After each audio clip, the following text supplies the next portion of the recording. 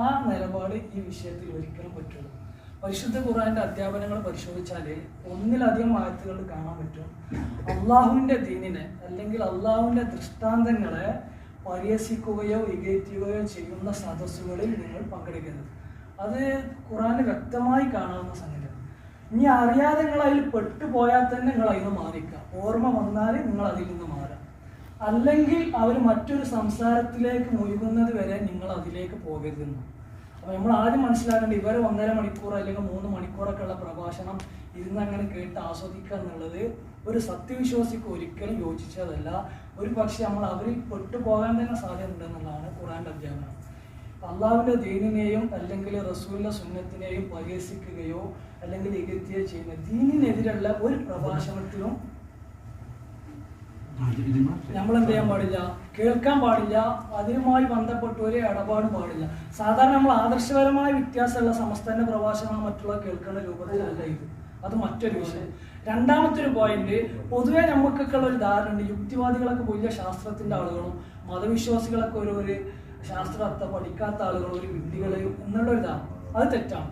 ലോകത്ത് അറിയപ്പെട്ട ഒരു യുക്തിവാദിയും ലോകത്തിന് ഒരു ഉപകാരം ഉണ്ടാകുന്ന ഒരു കണ്ടുപിടുത്തം നടത്തിയ ആളുകളല്ല. ലോകത്ത് അറിയപ്പെട്ട ശാസ്ത്രജ്ഞന്മാരാരും യുക്തിവാദികളായിട്ടില്ല. പൊതുവെ ഇവരെ ഒരു ഇടൻ അജണ്ടന്റെ ഭാഗമായിട്ട് യുക്തിവാദം അല്ലെങ്കിൽ ശാസ്ത്രം എന്നുള്ളത് മറ്റൊന്നും മതം എന്നുള്ള അതിൻ്റെ ഒരു വിപരീതമാക്കിയിട്ട് ആളുകൾക്കിടയിൽ ഒരു വിശ്വാസം വരെ ഉണ്ടാക്കിയിട്ടുണ്ട്. അറിഞ്ഞോ അറിയാതെയോ നമ്മളും അത് മനസ്സിലാക്കിയിട്ടുണ്ട്. ശാസ്ത്രത്തിന്റെ ഒരു വിപരീതമാണ് മതം എന്നുള്ളത്. അത് തികച്ചും തെറ്റാണ്. അത് അവരുടെ ഒരു ഇടൻ അജണ്ടന്റെ ഭാഗമാണ്. ശാസ്ത്രം എന്നുള്ളത് മറ്റൊരു മേഖലയാണ്, മതം എന്നുള്ള മറ്റു മേഖല. മതം പറയുന്ന പല വിഷയങ്ങളും ശാസ്ത്രത്തിന് തൊടാൻ പറ്റൂല. അപ്പൊ മതം ധർമാധർമ്മങ്ങളെ സത്യാസത്യങ്ങളെ വിച്ഛേദിച്ച് പറയാൻ മതത്തിനെ പറ്റുള്ളൂ. ഞാനിപ്പോൾ ഒരാളെ ദ്രോഹിക്കണം, ഞാനിപ്പോൾ ഷാഫിക്കാരൻ എന്തെങ്കിലും ചെയ്തു, അല്ലെങ്കിൽ ഒരു കത്തെടുത്ത് കൊത്തി, അല്ലെങ്കിൽ അദ്ദേഹം മരണപ്പെട്ടു, അത് എങ്ങനെയാണ് മരിച്ചതെന്നുള്ള ശാസ്ത്രത്തിന് വിശദീകരിക്കാൻ പറ്റും. പക്ഷെ ആ ചെയ്ത പ്രവർത്തനം തെറ്റാണെന്നുള്ളത് ശാസ്ത്രം എത്ര തന്നെ വികസിച്ചാലും പറയാൻ പറ്റില്ല. അപ്പോൾ ശാസ്ത്രം മതം എന്നുള്ള ഒരു വിപരീതമായിട്ട് നമ്മൾ ഒരിക്കലും മനസ്സിലാക്കാൻ പാടില്ല. ശാസ്ത്രം എത്ര തന്നെ വികസിച്ചാലും അതൊരു ദൈവനിഷേധത്തിലേക്കോ അല്ലെങ്കിൽ ഇതിൻ്റെ പിന്നിലൊരു ശക്തി ഇല്ല എന്നതിലേക്കോ ഒരിക്കലും എത്തൂല. അത് യുക്തിവാദികളുടെ ഒരു അജണ്ടന്റെ ഭാഗം. അവർ ചെയ്യുന്ന തെറ്റുകളെ ന്യായീകരിക്കാൻ വേണ്ടി മാത്രമാണ് അവർ യുക്തിവാദത്തിൽ പോയത്. അതിന് അവർ ശാസ്ത്രത്തെ കൂട്ടിപ്പിടിച്ചെന്ന് മാത്രം. ഇപ്പം നമുക്കറിയാം, ഇന്നത്തെ കേരളത്തിലെ യുക്തിവാദികൾ ഹോമിയോപ്പതിയും ആയുർവേദം വരെ അന്ധവിശ്വാസമാക്കി കണ്ടവർ അതിനെതിരെ സംവാദം നടത്തൽ തുടങ്ങി. അപ്പോൾ അവർ ശാസ്ത്രീയമായി എന്ത് കണ്ടെത്തുന്നോ അതാണ് വിശ്വസിക്കുകയാണ്. മൂന്നാമത്തെ ഒരു പോയിന്റ് പറയാനുള്ളത്, നമുക്ക് ഒരു സംഗതിക്ക് വിമർശനത്തിന് ഉത്തരം അറിയില്ലെങ്കിൽ അതിന് ഇസ്ലാമിന് ഉത്തരം ഇല്ല എന്ന് നമ്മൾ മനസ്സിലാക്കുക. അവരെന്തെങ്കിലും ഒരു ചോദ്യം ചോദിച്ചു, അല്ലെങ്കിൽ പെട്ടെന്നൊരു ആശയക്കുണ്ടാകുന്ന ഒരു ഉത്തരം ഇന്ത്യ പറഞ്ഞാൽ നമുക്ക് അതിന് പെട്ടെന്ന് ഉത്തരം പറയാൻ പറ്റിയിട്ടുണ്ടാവില്ല. നമ്മൾ 1-2 ആളോട് ചോദിച്ചു, അപ്പോൾ നമ്മൾ വിചാരിച്ചു ഇസ്ലാമിന് അങ്ങനെയല്ല. ഇസ്ലാമിനെ സംബന്ധിച്ചിടത്തോളം ഇസ്ലാമിനെതിരെയുള്ള എല്ലാ വിമർശനങ്ങൾക്കും ഇസ്ലാമിന് ഉത്തരമുണ്ട്. നമുക്കത് അറിയില്ല എന്ന് മനസ്സിലാക്കുക. നമ്മൾ ചോദിച്ച ആളുകൾക്കും അറിയില്ല, അത്ര മനസ്സിലാക്കിയാൽ മതി. അതിൻ്റെ കൂടെ മനസ്സിലാക്കാണ്ട് ഇതിൻ്റെ 4ാമത്തെ പോയിന്റ്, ഇവർ ചോദിക്കുന്ന ഉത്തരങ്ങൾക്ക് നമുക്ക് പെട്ടെന്ന് മറുപടി അപ്പോൾ കൊടുക്കാൻ പറ്റില്ല. കാരണം ശാസ്ത്രം പൂർണ്ണതയിലെത്തിയ ഒരു സംഗതിയല്ല.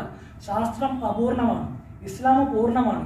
ഇപ്പോൾ ഉദാഹരണം പറയുകയാണെങ്കിൽ, ഇപ്പോൾ ഒരു 1-2 നൂറ്റാണ്ട് മുമ്പുള്ള ഒരു യുക്തിവാദി ചോദിക്കുകയാണ്, നിങ്ങളെ ഖുറാനിലെ 36 സൂറത്തിൽ യാസീനിൽ പറയുന്നുണ്ടല്ലോ സൂര്യൻ ചലിക്കുന്നുണ്ടെന്ന്.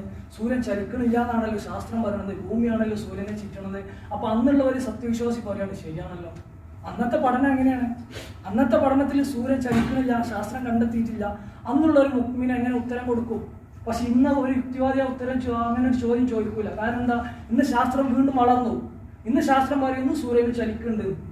ഇന്നൊരു യുക്തിവാദി ചോദിക്കണം, നിങ്ങളെ ഖുറാനിൽ 7 ആകാശം പറയുന്നുണ്ടല്ലോ, എവിടെ 7 ആകാശം? നമുക്ക് കാണിച്ചു കൊടുക്കാൻ പറ്റുമോ? ശാസ്ത്രം ഇന്നത്തെ വളർച്ച എത്തിയിട്ട് 1-ാമത്തെ ആകാശത്തെ കുറിച്ച് പോലും പഠനം നടത്തി കഴിഞ്ഞിട്ടില്ല. പിന്നെ എങ്ങനെ പറഞ്ഞു കൊടുക്കാൻ പറ്റും? ഇസ്ലാമിലെ അധ്യാപന പ്രകാരം 1-ാമത്തെ ആകാശത്തിന്റെ ദൂരം തന്നെ 500 വർഷമല്ലേ. ഇനി എത്ര വികസിച്ചാലും എത്തുമോ കണ്ടെത്തുമോ നമുക്ക് പറയാൻ പറ്റില്ല. അപ്പൊ ശാസ്ത്രം വികസിച്ച് പൂർണ്ണതയിൽ എത്താത്തൊരു സംഗതി ആയതുകൊണ്ട് തന്നെ ശാസ്ത്രത്തിന്റെ എല്ലാ ചോദ്യങ്ങൾക്കും അല്ലെങ്കിൽ യുക്തിവാദികളുടെ എല്ലാ ചോദ്യങ്ങൾക്കും നമുക്ക് എന്ത് ചെയ്യാം, ഇന്ന് ഉത്തരം പറയാൻ പറ്റില്ല. യുക്തിവാദികളും ചോദ്യം പറയാൻ ശാസ്ത്രജ്ഞന്മാർ ചോദ്യം ചോദിക്കില്ല. കാരണം ശാസ്ത്രം വേറെ ഇസ്ലാം വേറെ ആയിട്ട് നമ്മൾ മനസ്സിലാക്കേണ്ട ആവശ്യമില്ല. ശാസ്ത്രം വേറൊരു മേഖലയാണ്. പലപ്പോഴും ഇവരെ ചോദ്യങ്ങളുടെ ആയങ്ങളിലേക്ക് ഇറങ്ങിച്ചെന്നാൽ ഒരു കയമ്പുണ്ടാവില്ല. പണ്ട് സാധാരണ തമാശയായി പറയാറുണ്ട്, ഒരിക്കൽ ക്ലാസ്സിലൊരു ടീച്ചർ പറഞ്ഞ് 19-ാം നൂറ്റാണ്ടിലാണ് ഓക്സിജൻ കണ്ടെത്തിയതാണ്. അപ്പോൾ ഒരു കുട്ടി എഴുന്നേറ്റെന്ന് ചോദിച്ചാലോ, അപ്പോൾ അതുവരെ മനുഷ്യരെന്താ ശ്വസിച്ചിരുന്നത്? പെട്ടെന്ന് ചോദിക്കണം, എന്താ വാഹനം കണ്ടെത്തുന്നതിന് മുമ്പ് മനുഷ്യരെങ്ങനെയാ സഞ്ചരിച്ചത് എന്ന് പോലുള്ള ഒരു ചോദ്യമായിട്ടാണ് നമുക്ക് തോന്നുക. സത്യത്തിൽ മനുഷ്യൻ ശ്വസിക്കുന്ന ഒരു വാതകം ഉണ്ട്, അത് ഓക്സിജനാണ് കണ്ടെത്തിയത്. കുട്ടി എഴുന്നേറ്റെന്ന് ചോദിച്ചു ഓക്സിജൻ കണ്ടെത്തുന്നതിന് മുമ്പ് നമ്മൾ എന്താ ശ്വസിച്ചത്? അപ്പൊ അത്തരത്തിലാണ് പലപ്പോഴും ഇവരെ ചോദ്യങ്ങൾ. വലിയ ചോദ്യമായിട്ട് ചോദിക്കുന്ന ഒരു ചോദ്യമാണ്, ഇതിന്റെ പിന്നിലൊക്കെ ശക്തി ഉണ്ടെങ്കിൽ അപ്പൊ അള്ളാഹുവിനെ സൃഷ്ടിച്ചതാണ് പലപ്പോഴും ചോദിക്കുന്ന ചോദ്യം. അത്തരം സദസ്സുകളിൽ നമ്മൾ ഇരിക്കാൻ പാടില്ല എന്നതാണ്. നമ്മൾ പരിചയപ്പെടുത്തുന്ന ദൈവം എന്ന് പറയുന്നത് സൃഷ്ടാവാണ്, സൃഷ്ടിയല്ല. സൃഷ്ടിക്ക് ഒരു സൃഷ്ടാവിന്റെ ആവശ്യമുള്ളൂ. നിങ്ങളെ സൃഷ്ടാവിനെ ആരോ സൃഷ്ടിച്ച് ചോദ്യം തന്നെ അപ്രസക്തമാണ്. ശരിക്കും ഫിലോസഫി അനുസരിച്ച് ആ ചോദ്യം തന്നെ തെറ്റാണ്. നമ്മൾ പരിചയപ്പെടുത്തുന്ന ദൈവം എന്ന് പറയുന്നത് സൃഷ്ടാവാണ്. ഒരു സൃഷ്ടിക്ക് എന്തേ ഉള്ളൂ? സൃഷ്ടാവിന്റെ ആവശ്യമുള്ളൂ.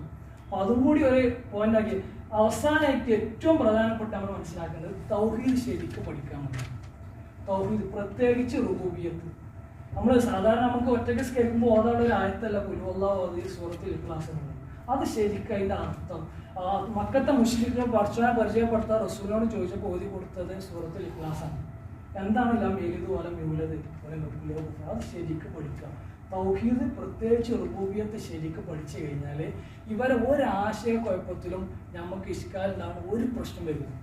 കാരണം നമ്മളെ സംബന്ധിച്ചിടത്തോളം പരിശുദ്ധ ഇസ്ലാം എന്ന് പറയുന്ന പരിപൂർണ്ണമാണ്. ഇനി ആര് എന്ത് ചെയ്താലും അതിനെതിരെ ഇങ്ങനെ തട്ടിക്കാണ്ടാണ് പുറത്തേക്ക് പോകുക എന്നല്ലാതെ ഇസ്ലാമെ തകർക്കാൻ ഒരിക്കലും പറ്റില്ല.